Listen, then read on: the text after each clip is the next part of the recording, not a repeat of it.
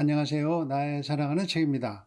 오늘은 토마스 아 캠피스의 그리스도를 본받아라는 책을 소개하는 두 번째 시간입니다. 오늘은 리베르 1 가운데 16번에서 25번까지의 글에서 소개할 문장을 골랐습니다. 리베르는 책, 작품이라는 뜻의 라틴어입니다. 이 책이 원래 라틴어로 쓰여 있어서 보통 1장, 2장 이렇게 쓰는 대신에 리베르 1, 리베르 2 이렇게 목차를 정리한 것 같습니다. 책은 모두 4개의 장, 4개의 리베르로 나눠져 있는데 오늘은 그 첫 리베르를 마무리하겠습니다. 리베르 1은 죄를 어떻게 해결할 것인가, 조금 더 구체적으로 어떻게 회개를 하면서 그리스도를 본받게 될 수 있는가 하는 내용을 다루고 있습니다. 수많은 실행 방법이 나오지만 짧게 줄이면 이렇습니다. 하나님의 나라는 내 마음 안에 있다. 그래서 그 마음을 지켜야 한다.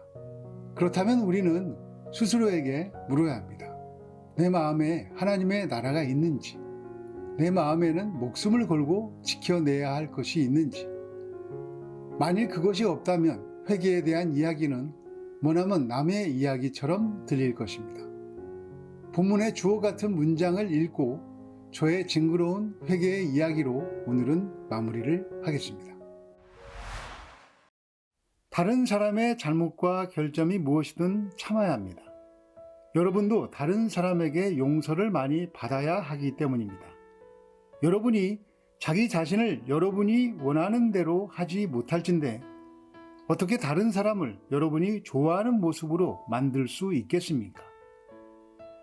역경은 사람을 약하게 만드는 것이 아니고 사람의 사람됨을 나타나게 하는 것이기 때문에 사람의 가치는 역경의 때에 가장 잘 드러납니다. 번성하고 성장하기를 원한다면 스스로를 이 세상에서는 유랑자이고 순례자라고 생각하십시오. 신앙생활을 성실히 하려고 한다면 그리스도를 위해 여러분은 바보가 되어야 합니다. 크게 성장하기를 원하는 사람은 부지런해야 합니다. 굳은 결심도 허물어지기 일쑤인데 하물며 결심을 하지 않거나 또는 결심을 해도 결의가 약한 사람은 어떻겠습니까? 지속적으로 자신을 반성할 수 없다면 아침과 저녁으로 적어도 하루에 2번은 반성하십시오. 아침에는 결심을 하고 저녁에는 오늘 어떤 말을 했는지, 어떤 일을 행했는지, 그리고 어떤 생각을 했는지 스스로에게 물어보십시오. 여러분은 말과 행동 그리고 생각으로 하나님과 이웃을 더 자주 거역했을 것이기 때문입니다. 즐거운 떠남이 슬픈 돌아옴이 되고 늦은 밤이 슬픈 아침이 된다는 말이 있습니다. 이것은 모두 육체의 쾌락 때문입니다. 방문을 닫아 걸고 여러분이 사랑하는 예수님을 모셔오십시오. 그곳에서 그분과 함께 거하십시오. 여러분은 다른 어떤 곳에서도 그토록 큰 평화를 찾을 수 없기 때문입니다.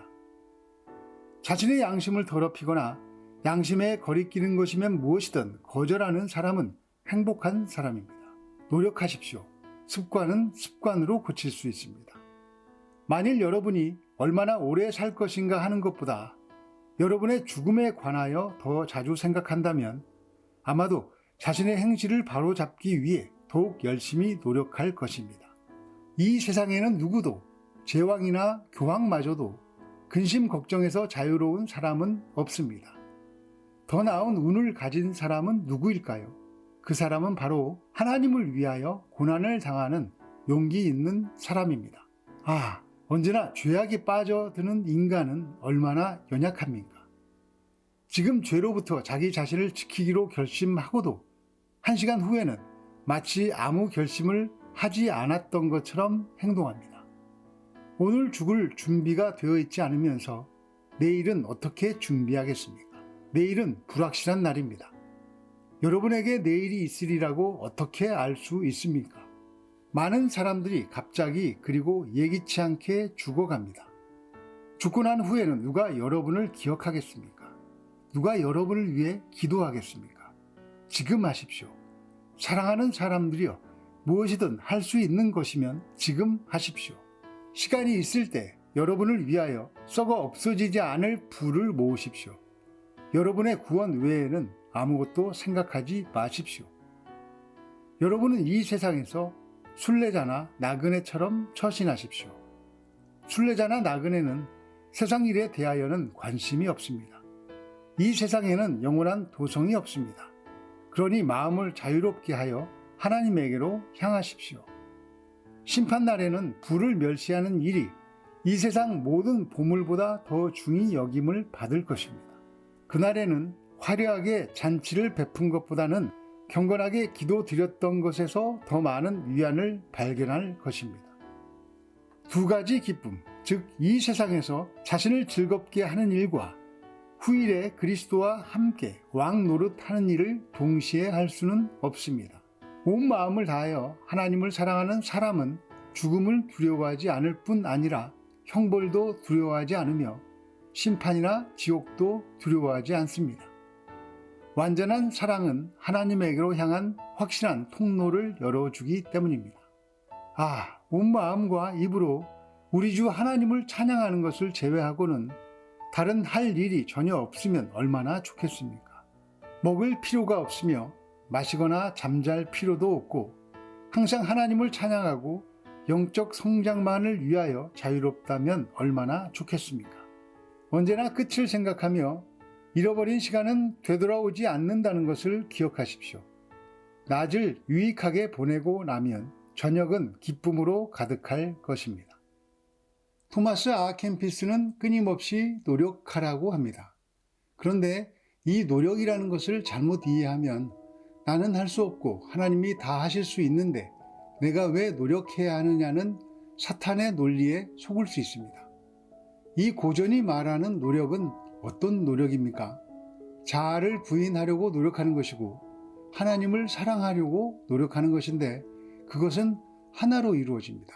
바로 회개입니다. 십자가에서 자아의 어떤 것을 날마다 죽이는 것입니다. 중독으로 예를 들어보겠습니다. 도박이나 담배로 바꾸어도 됩니다. 이 중독의 문제를 끊지 못해서 주일 예배 때 참회의 시간, 회개하는 시간에 눈물을 흘리며 돌이켰다고 가정해 보겠습니다. 예수님, 이 중독의 문제를 돌이킵니다. 다시는 하지 않겠습니다. 하나님 도와주세요. 그리고 작심삼일, 다시 그 중독의 문제에 빠지게 됩니다. 담배 연기에 냄새가 좋고 도박을 안 하면 다시 또 불안함이 올라오기 때문입니다. 그럼 어떻게 해야 합니까? 다시 또 하나님 앞에서 그것을 이야기하고 돌이켜야 합니다.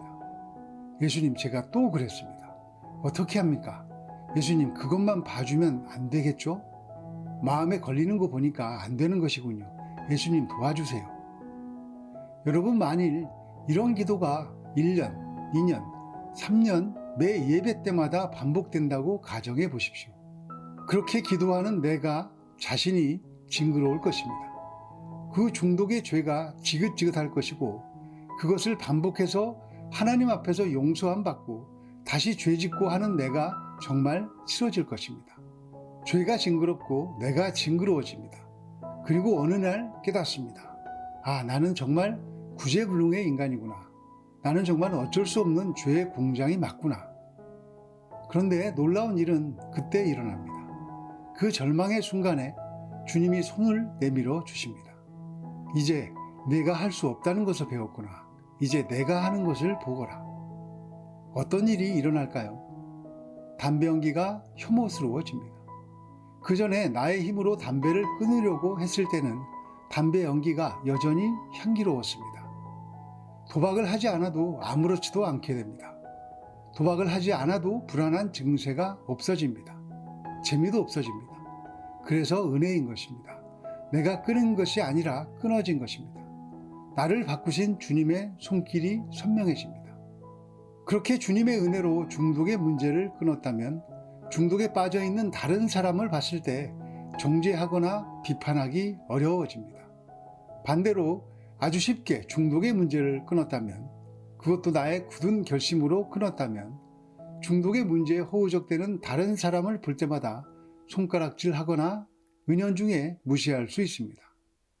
결국 죄의 문제를 해결하는 것은 날마다 하나님 앞에 있는 시간을 통해 이루어진다는 이야기입니다. 그런 시간을 통해 하나님을 더 경험하게 되고 하나님을 더 사랑하게 될 수 있다는 이야기입니다. 그래서 자기 전에 오늘 하루를 돌아보는 시간을 갖는 분들을 보면 늘 얼굴에 하나님의 생기가 있는 것 같습니다. 자기가 죄인이라고 말하는데 얼굴은 이상하게도 생기가 넘칩니다. 은혜가 있기 때문입니다. 날마다 오늘 내가 어땠는지 자기 전에 돌아보고 돌이키는 은혜로 사시기를 예수님의 이름으로 축복합니다. 감사합니다.